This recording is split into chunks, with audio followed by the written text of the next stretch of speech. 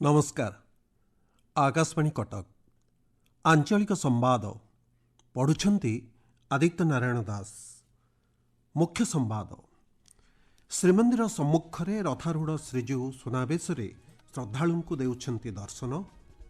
मन की बात 136तम संस्करण में आसंता काली देशवासी उद्बोधन देवे प्रधानमंत्री।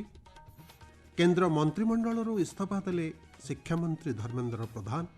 कहले सशक्त सामग्रिक और दूरदर्शी शिक्षा व्यवस्था राष्ट्रर मूलदुआ। एवं लघुचाप प्रभाव में आसंता 24 घंटा मध्य राज्यर 6टी जिले में अति प्रबल वर्षा संभावना। विस्तृत संवाद। श्रीक्षेत्र पुरी रे आज हरिशयन एकादशी तिथि श्रीमंदिर सिंहद्वार सम्मुखरे रथारूढ़ श्रीजीउ सुनावेश अनुष्ठित होईछि। रथ उपरे आज महाप्रभु श्री जगन्नाथ, श्री बलभद्र और देवी सुभद्रा को हीरा नीला मोती माणिक्य खचित 138 प्रकार सुवर्ण अलंकार रे सज्जित करा जाइछि। श्रीजीउ मानक सुनावेश दर्शन पाई बड़दाण्ड रे प्रबल जनसमावेश देखा मिली। महाप्रभु श्री जगन्नाथ को सुना किरीट, श्रीपयर, श्रीभुज, आड़कानी, तिलक, जोबाकंठी, त्रिखंडिका, कमरपट्टी, श्री बलभद्र को कुंडल, रत्नखचित घागड़ामाली, कदम्बमाली, हलमुसल, चंद्र सूर्य, अलका, ओडियाणी, चंद्रिका, देवी सुभद्रा को कान, घागड़ामाली, सेबतीमाली, तगड़ी आदि अलंकार रे आभूषित करा जाइछि। तिनि रथरे रथारूढ़ दारु देवता को पालिया पुष्पालक, दैतापति, खुंटिया मेकाप, भितरछु प्रमुख सुनावेश लगे करिसेंति।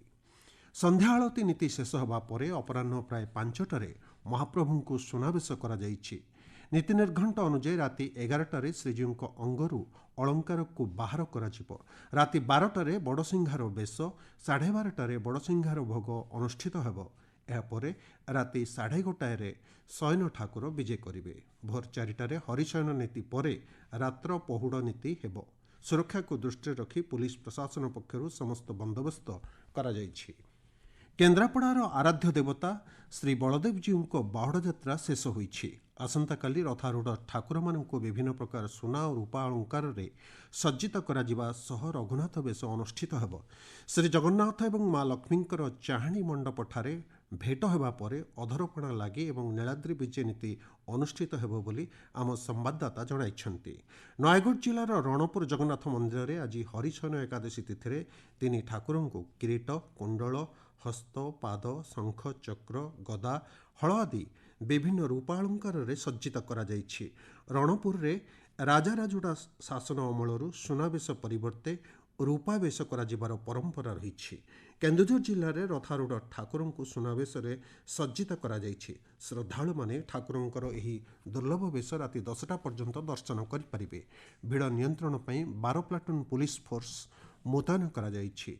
बौद्ध जिले में रथारूढ़ ठाकुर सुनावेश अनुष्ठित होईछि। एही बेश को देखिबा पई श्रद्धालुंक भिड़ परिलक्षित होईछि। देवगढ़ जिला पुरुणागढ़ स्थित गुंडीचा मंदिर में चतुर्धा मूर्ति बाहुड़ा यात्रा आज अनुष्ठित होउछि। प्रधानमंत्री नरेंद्र मोदी आसंता काली पूर्वाह्न 11टा बेले आकाशवाणी मन की बात कार्यक्रम में उद्बोधन देवे। यह हेब मन की बात 136तम संस्करण। आकाशवाणी और दूरदर्शन समस्त नेटवर्क, आकाशवाणी वेबसाइट और न्यूज ऑन एआईआर मोबाइल आप रे यही कार्यक्रम उपलब्ध हेब। आकाशवाणी, डीडी न्यूज, पीएमओ एवं सूचना और प्रसारण मंत्रणालय यूट्यूब चैनल मध्य यार सीधा प्रसारण हेब। हिंदी भाषा रे प्रसारण परे आकाशवाणी रे एही कार्यक्रमर आंचलिक भाषांतरण प्रसारण कराजिब। राति 8टारे आंचलिक भाषांतरणर पुनः प्रसारण कराजिब।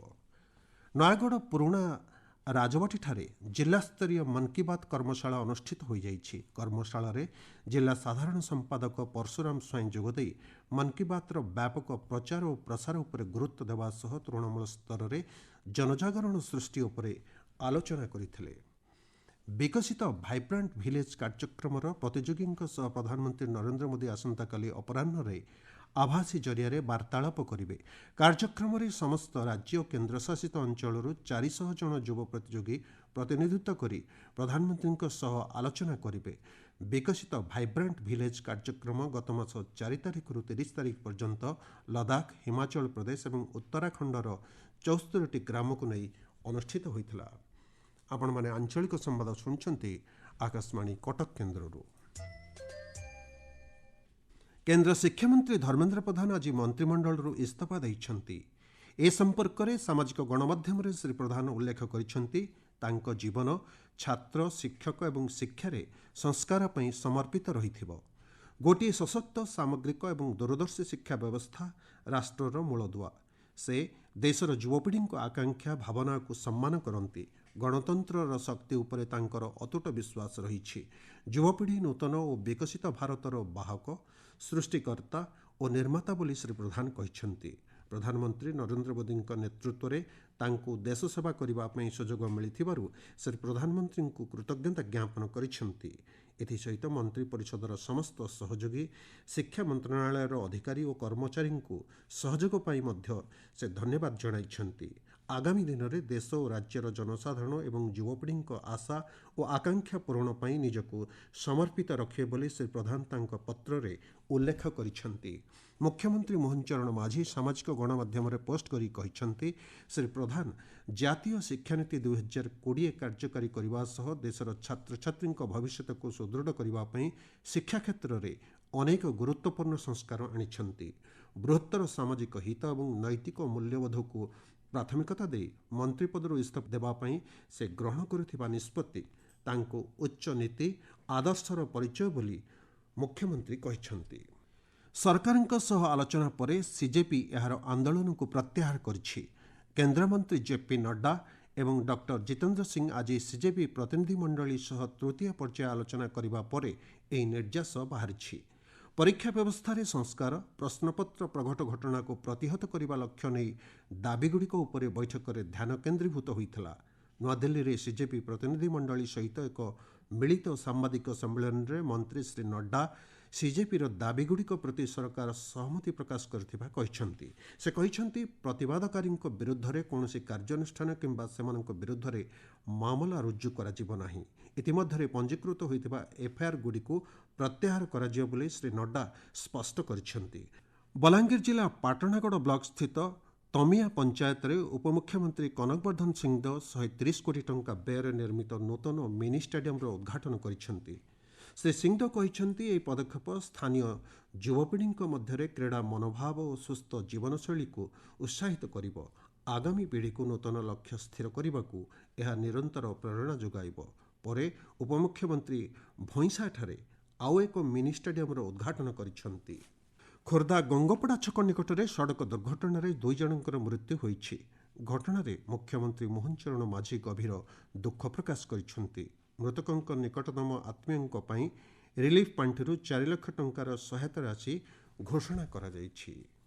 ମାଲକାନଗିରି ଜିଲ୍ଲାର ସ୍ୱାଭିମାନ ଅଞ୍ଚଳର ଯୋଡାମ ଥାନା ଘନବଡ଼ା ସୀମା ସୁରକ୍ଷା ବଳ ବିଏସ୍ଏଫ୍ ପକ୍ଷରୁ ବିପୁଳ ପରିମାଣର ମାଓ ସାମଗ୍ରୀ ଜବତ କରାଯାଇଛି।